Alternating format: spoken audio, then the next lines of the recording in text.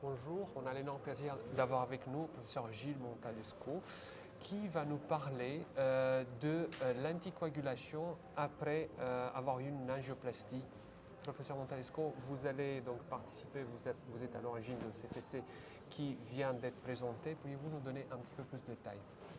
Alors oui, c'est la première étude randomisée qui regarde la nécessité ou pas de faire une anticoagulation prolongée après une angioplastie primaire, c'est-à-dire une angioplastie d'infarctus du myocarde. Au jour d'aujourd'hui, on n'a pas de recommandation, on n'a pas d'étude randomisée et on a monté une étude randomisée pour savoir si quand le patient sort de la salle de cathétérisme, que le stent est implanté, que l'artère est reperfusée, si on se contente du traitement antiplaquettaire ou s'il faut continuer l'anticoagulation au moins pendant 48 heures, c'est-à-dire pendant la phase de soins intensifs de cardiologie. Quand on regarde les registres, on a l'impression que beaucoup de gens font cette anticoagulation de manière routinière, mais il est vrai qu'on n'a pas de preuve du bénéfice. Donc on a fait ce dessin d'étude, on n'a malheureusement pas été capable de la mener en France par manque de financement, mais la bonne nouvelle c'est qu'on a pu la mener en Chine avec nos collègues chinois, puisque on travaille aussi depuis de nombreuses années avec eux. Et donc le docteur Yann, qui a été fellow chez nous pendant des années, présente ses résultats et montre que la prolongation de l'anticoagulation pendant 48 heures après l'angioplastie primaire d'infarctus chez les patients plutôt à bas risque, il n'y a pas de choc cardiogénique, il n'y a pas de patients en insuffisance cardiaque grave, ces patients ne bénéficient pas réellement de la prolongation de l'anticoagulation par rapport à ceux qui arrêtent immédiatement à la sortie de la salle de cathétérisme. Alors, c'est plutôt une nouvelle intéressante parce que ça permet de raccourcir la durée d'anticoagulation. Alors, on avait autorisé dans cette étude 3 types d'anticoagulation, puisqu'il y a 3 anticoagulants qu'on peut utiliser. L'enoxaparine par voie sous-cutanée, la bivaleuridine en perfusion intraveineuse ou l'héparine standard en perfusion intraveineuse. Et là, les 3 médicaments ne se comportent pas de la même manière et on était randomisés en aveugle.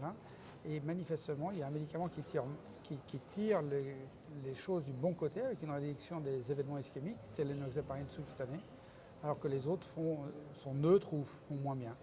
Donc le résultat global est neutre, mais on devrait refaire l'étude. On se dit qu'il faudra peut-être la faire avec l'enoxaparine parce qu'il y a un petit signal intéressant avec l'enoxaparine dans cette étude.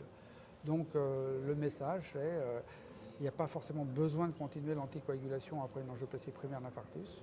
Mais si jamais on est inquiet et qu'on pense qu'il faudrait continuer parce que la situation était particulièrement thrombotique ou le patient était à haut risque de thrombose de stent ou à haut risque de complications en général, s'il y a un médicament à choisir, au vu de ces données, ce serait plutôt l'enoxaparine.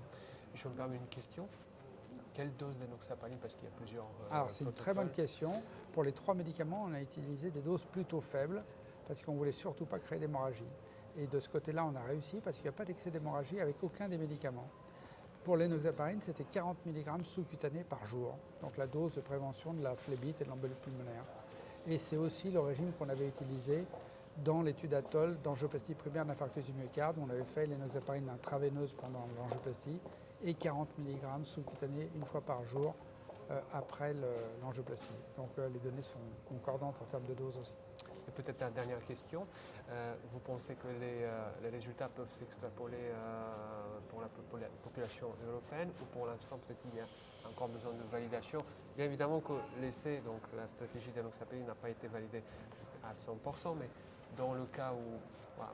Moi je pense que les données sont parfaitement acceptables pour les patients caucasiens puisque on utilise les mêmes médicaments, on utilise les mêmes doses de ces médicaments, on fait à peu près la même chose en angioplastie primaire, il n'y a pas de génotype particulier pour l'anticoagulation comme il y a pour les antiplaquettaires entre patients asiatiques et patients caucasiens.